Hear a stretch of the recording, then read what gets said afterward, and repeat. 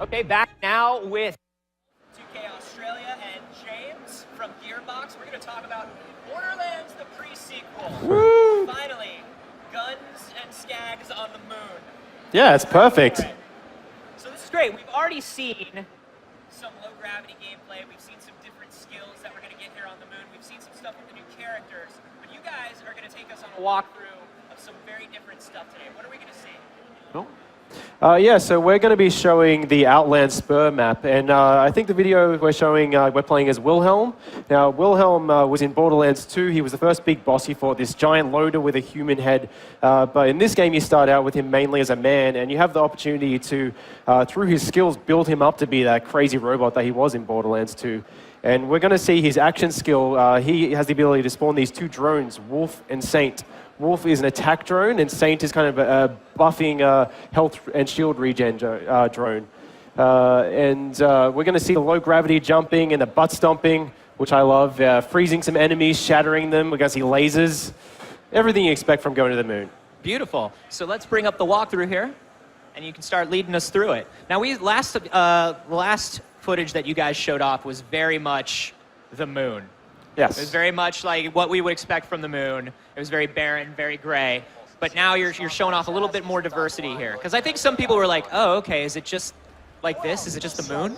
Yeah, I mean, that would be really underwhelming if the entire moon looked the same, right? So in the Outland Spur, we're going to show a little more character. You're going to be going through this liquid methane processing facility that was created by Dahl. Okay. And so you'll see a little more of the visual history of what's been here before. You'll see a little bit of decay also.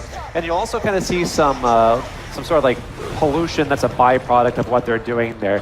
And so incidentally, it adds some more color to the palette. It'll be a little more distinct from what we saw at PAX. Great. So we've actually got to go back Oh, here. okay. Yeah. So, Yeah, so already in the back you can see, like, there's sort of this Aurora Borealis, there's a sort of green tinge in the skybox, and, you know, we're doing that to make people feel like every map that they go to is distinctly different. here we go. Oh, great.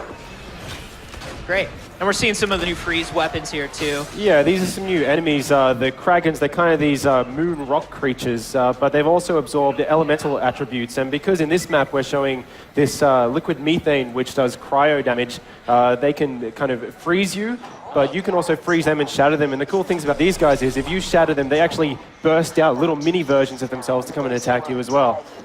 Yeah, so they're kind of like nesting dolls. When you kill one big one, two smaller ones, and then as you break those, it multiplies. Oh my You'll gosh. see something cool here as well. We have these air vents which shoot you up into the sky. So if you manage to burst one, you get shot really high, and then if you hold the crouch button, you're actually going to slam down to the ground and do this area of effect attack. And if you manage to do this landing on top of an enemy, you can just shatter them and see their ice particles drift off in low gravity. That's awesome. Something And you were really telling cool. me that Oh, sorry. Go ahead. you were telling me that Wilhelm himself actually has like his own special butt stomping that you can upgrade. All of the player characters in Borderlands Pre-Sequel have certain skills which enhance their abilities in low gravity. So you can make the butt stomp more powerful, you can have elemental attributes applied to it. Wilhelm, actually, as he upgrades himself to become the robot, he gets robot legs, pneumatic arms, so he can do more damage when he slams down as well. Very cool. What's really cool about the way that the enemies shatter in the pre-sequel is that they shatter along the trajectory that you hit them. So if you come down on top of them, they will shatter down the middle and off to the side. If you're shooting them straight ahead, the particles will go that way. So it's just really awesome that every time you kill them, it's going to be different. Yeah, Now, is that something where if I come down and shrapnel goes out, you know, from somebody, that's going to cause damage in the direction that it goes in? Not necessarily the shrapnel itself, Okay. but you know, you can freeze an enemy and use like them breaking to hurt someone else. Like we have some jetpack enemies that if you freeze them in the air, when they land, they'll do slam damage also. So if you drop them on top of another enemy, they could kill them. And if they're frozen, you just get shattering all over the place. That's awesome. I'm just imagining it accidentally using a dude to shatter another dude who accidentally splits into 8 guys. and then I've just caused more problems for myself. Yeah, see, we have those natural air vents which shoot you up into the air as well, but we also have these dial-placed jump pads, which you see here. So they can shoot you up vertically, or we have ones which shoot you along these really big trajectories. So with the low gravity, kind of the scope of the travel has increased a huge amount in Borderlands Pre-Sequel. You can cross a map so much quicker, but we've actually been able to make the maps bigger, not by making them wider, but actually going vertical. Yeah. So it was a really big focus for our level designers to add verticality to these maps, because the enemies can use the low gravity just as much as you jumping, invalidating your cover, stomping on you. So we have the main pass, which can go really high up, but we also have like really awesome loot, which you have to use jump pads and really cool ways to get to. Oh, that's really cool. Yeah, there was always something really powerful about like reaching an incredibly high cliff or mountain in Borderlands and then just jumping off. And now it's great to be able to do that in the other direction as well, and just kind of just free flow around the level. If you manage to get really, really high, I mean, you can get hundreds of feet high in this game and do the butt stomp from that high, you're going to do this massive amount of damage, because the higher you do your butt stomp from, the more damage it's going to inflict. Yeah, verticality is a really big thing that we're trying to emphasize in the pre-sequel. Your play spaces are much more three-dimensional now than they have been before, and you know, the gravity system isn't just about platforming, it's about being a major way to clear out an area of enemies. It's awesome. I feel like that has to kind of change the way you guys think about level design a lot.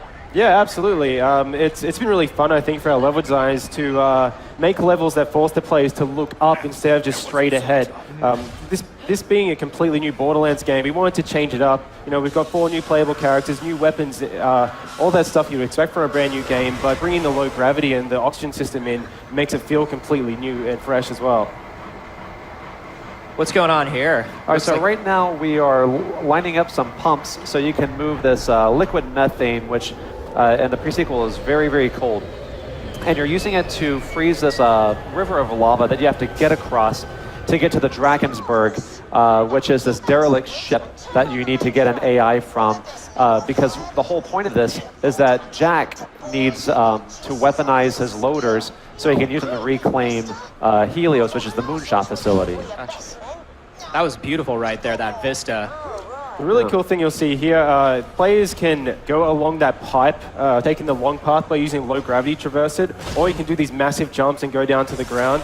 You'll see here this oxygen generator was activated by, I think it must have been Athena shooting a shock weapon, so you can actually activate those from afar. And if you notice there are some scavs, some enemies around there, and you have a really good incendiary weapon or a laser, you can activate that oxygen dome and set them on fire. If they're in the vacuum, they're not going to burn, and that goes for you as well. It's kind of a tactic you have coming into any kind of space. That's really awesome. So you can create these giant bubble fire bombs. Yeah, exactly. We want the atmosphere on the moon to feel organic. You know, we want it to make sense. And what's really cool about that is, in the process, we create these new strategic ways to go into your combat. You know, if you're on fire, you can also turn off the bubble to put yourself out, which is something else that's really gratifying for us to do. Well, what I love is, you know, just running around and shooting and causing havoc has always felt so good. But I love that you guys are kind of taking the moon as license to just be like, well, how do we make it even just dumber on a huge scale? Like, how do we just create a giant fire bubble? Like, how do we create this idea where we just turn one enemy into 97 all of a sudden? Well, you know, it's really important for us, for our fans to feel like we're always adding something on.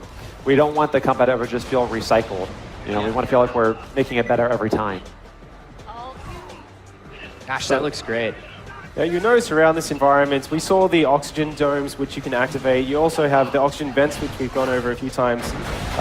Enemies also drop oxygen, so the player finds oxygen all over the place. It is a new resource. We don't have the UI in this video, but the players do need to track it, but it's so common you don't really need to worry about it. The oxygen system allows you to do these really cool abilities, though.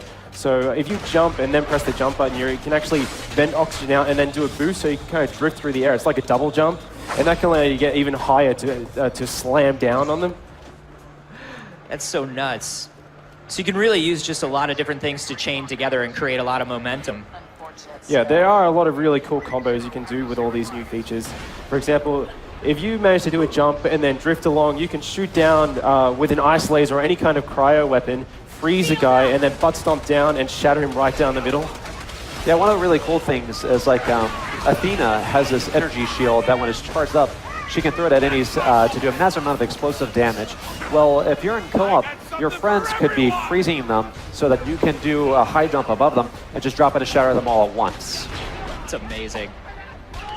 And you'll see these guys, they have these oxygen bubbles over their heads because they're in the vacuum. And if you manage to pop those, they're going to start suffocating and doing damage over time. So it's another reason why you may not want to bring oxygen into an environment, because you can try and get those headshots and become even more powerful.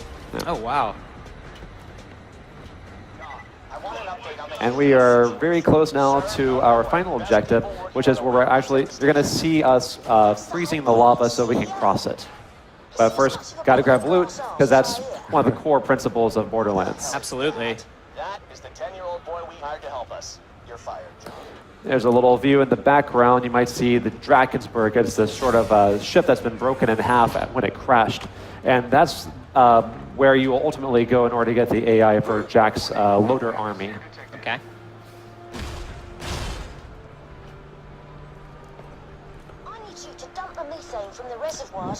And up in the skybox, you can actually see Helios, the moonshot facility, while it's under construction. So it's not completely formed. And some of our more observant users might also see that Pandora is in the background. For the first time, you can actually see what it looks like from space, which is this cool little bit of lore that we get to add. It's awesome. I love just the, even the new low-gravity running animations just look fun. You know, it was actually kind of hard for us to capture because we want to make sure that it made sense instead of just being your normal sprint or being too slow.